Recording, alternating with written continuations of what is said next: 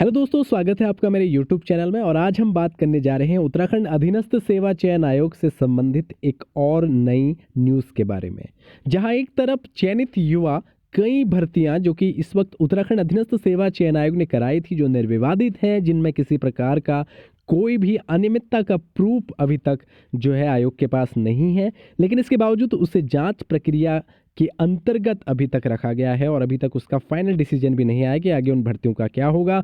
जहां चयनित युवा मानसिक उत्पीड़न झेल रहे हैं, वहीं इंतजार कर रहे हैं उस जांच रिपोर्ट का। कई भर्तियां तो 11 महीनों वाली हैं, जैसे सहायक अध्यापक LT, कनिष्ठ सहायक और स्टेनो वैयक्तिक सहायक जैसी भर्तियां। लेकिन दूसरी तरफ आयोग ने एक दो दिन पहले एक नोटिफिकेशन जारी किया है, जो कि है नकल केस में बरी युवाओं को नौकरी पाएंगे का ये टाइटल पे बेस्ड।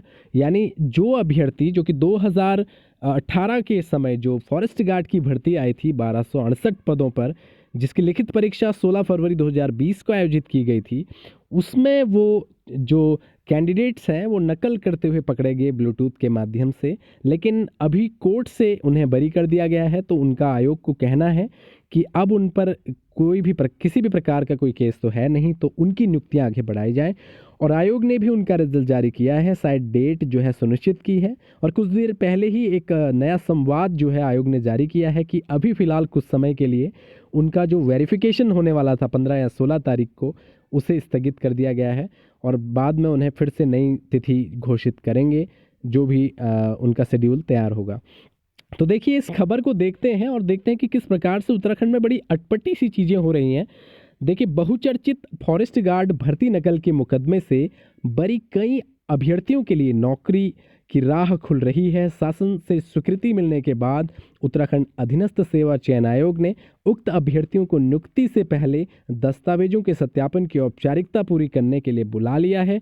आयोग इस माह के अंत तक वन विभाग को उन्हें नियुक्ति देने की सिफारिश कर देगा। तो यहाँ पर साफ तौर पे कह दिया गया है कि जो शासन की तरफ से स्वीकृति है, अब इस भर्ती में जो अभ्यर्थी नकल मामले में पकड़े गए थे, जो कि अब कोर्ट से बरी हो चुके हैं, तो उन्हें जो है नियुक्ति दे दी जाए। तो वहीं आयोग ने भी अपना पूरा मन बना लिया है। फॉरेस्ट गार्ड भर्ती में ब्लूटूथ से नकल करने का मामला सामने आने पर पुलिस के मुकदमा दर्ज करते हुए 47 युवाओं को आरोपी बनाया था। इसमें से 9 अभ्यर्थी शारीरिक परीक्षा के बाद अंतिम मेरिट लिस्ट में शामिल होने में कामयाब रहे थे। आयोग ने नकल के आरोप के चलते इन अभ्यर्थियों के अलावा शेष को नियुक्ति दे दी थी। तो यहाँ पर जो लोग नकल में पकड़े गए थे, तो इनमें से लगभग कुछ ऐसे अभ्यर्थी थे जो 9 लोग ऐसे थे जिनका अभी शारीरिक परीक्षा के बाद उनका अंतिम चयन नहीं किया था, क्योंकि वो नकल से संबंधित वाक्य में फंसे हुए थे। लेकिन इस बीच अपने खिलाफ केस लंबित नहीं होने का तर्क देते हुए उक्त 9 अभ्यर्थियों ने वर्तमान में आयोग से नियुक्ति देने की मांग की। इस पर आयोग ने कार्मिक विभाग से परामर्श मांगा था।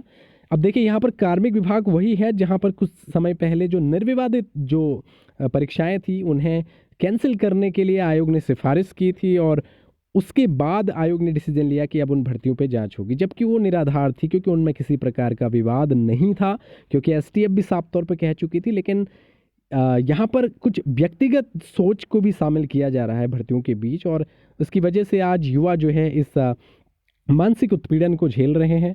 लेकिन आगे देखिए इस खबर में और क्या है। अब शासन ने इस प्रकरण में कोर्ट के आदेश को देखते हुए उक्त 9 अभ्यर्थियों की नियुक्ति प्रक्रिया आगे बढ़ाने को हरी झंडी दे दी है। यानी शासन भी यहाँ पर इसको परमिशन दे चुका है। इसके बाद उत्तराखंड अधीनस्थ सेवा चयन आयोग ने इस 9 अभ्यर्थियों को दस्तावेजों के सत्यापन के लिए 15 नवंबर को मुख्यालय बुलाया है। इनके दस्तावेज सही पाए गए तो आयोग नियुक्ति की सिफारिश कर देगा। तो यहाँ पर यानी इनका डॉक्यूमेंट वेरिफिकेशन 15 को डिसाइडेड था, लेकिन कुछ देर पहले ही एक संवाद आया है जिसमें साफ तौर पर कह दिया गया है फिलहाल जो है इनका जो डॉक्यूमेंट वेरिफिकेशन का जो प्रोग्राम था वो स्थगित कर दिया गया है कुछ समय के लिए। अब उसका कारण शायद ये भी हो सकता है क्योंकि पहले से ही जो निर्विवादित जो परीक्षाएं हैं वो तो फंसी हुई हैं, लेकिन अभी फ़िलहाल हालांकि कोर्ट इन्हें बरी कर चुका है, तो हम ये नहीं कह सकते कि ये मुजरिम है, क्योंकि जहाँ पर कोर्ट से ये लोग जीत गए हैं तो ऑब्वियस सी बात है कि ये इनका भी हक है, इनका अधिकार है। लेकिन दूसरे फेज से देखा जाए जो निर्विवादित हैं उन्हें क्यों लटकाया गया, जब इनके बारे में कार्मिक विभाग और सरकार इतनी पॉजिटिव है तो फिर उन निर्विवादित जो परीक्षाएं हैं जिनके अभ्यर्थी लंबे अरसे से इंतज़ार कर रहे हैं अपनी नियुक्तियों का, तो उन्हें क्यों लटकाया जा रहा है? और ये कैसा अन्याय है, किस प्रकार का न्याय है उत्तराखंड की शासन प्रशासन की तरफ से और आयोग की तरफ से? अब यहाँ पर देखिए एक छोटी सी कटिंग में यहाँ पर इन्वर्टेड कॉमा के अंदर इस मामले में शासन का जवाब आ गया है। ये एस रावत जी हैं जो कि उत्तराखंड अधीनस्थ सेवा चयन आयोग के सचिव हैं। इस मामले में शासन का जवाब आ गया है। इनका कहना है न्यायिक विभाग से स्पष्ट किया कि इसमें अब कानूनी रूप से सरकार का पक्ष काफ़ी कमज़ोर है। केस हाईकोर्ट से खारिज होने के बाद सुप्रीम कोर्ट में सरकार भी पार्टी बनी थी लेकिन सफलता नहीं मिली। यानी हाईकोर्ट से सुप्रीम कोर्ट तक ये पूरा सफ़र रहा जिसमें सरकार नाकाम रही इन अभ्यर्थियों को जो है सज़ा दिलाने में।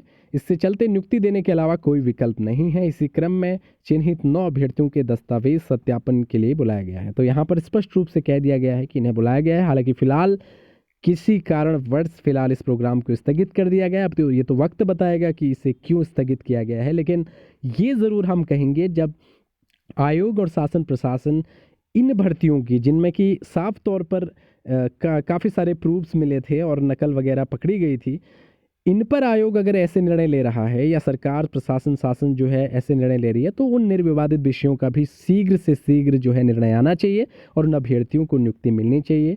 क्योंकि उत्तराखंड में बेरोजगारी का जो रेट है वो डे बाय डे बढ़ता जा रहा है और ज़रूरत है उन अभ्यर्थियों को जो कि चयनित अभ्यर्थी हैं जो आज आए दिन धरना प्रदर्शन इत्यादि कार्यक्रमों में सम्मिलित हैं, तो उन्हें कम से कम उनकी काबिलियत जो उन्होंने अपने एक काबिल होने का प्रमाण अपनी मेरिट लिस्ट में दिखाया है उसका उन्हें फल दिया जाए। तो उम्मीद यही करेंगे कि सरकार इस पर जल्दी कोई कदम उठाए। आपके क्या विचार हैं ज़रूर कमेंट बॉक्स में बताएं। प्लीज़ चैनल को शेयर करें, सब्सक्राइब करें, लाइक ज़रूर करें। Thank you so much for watching this video.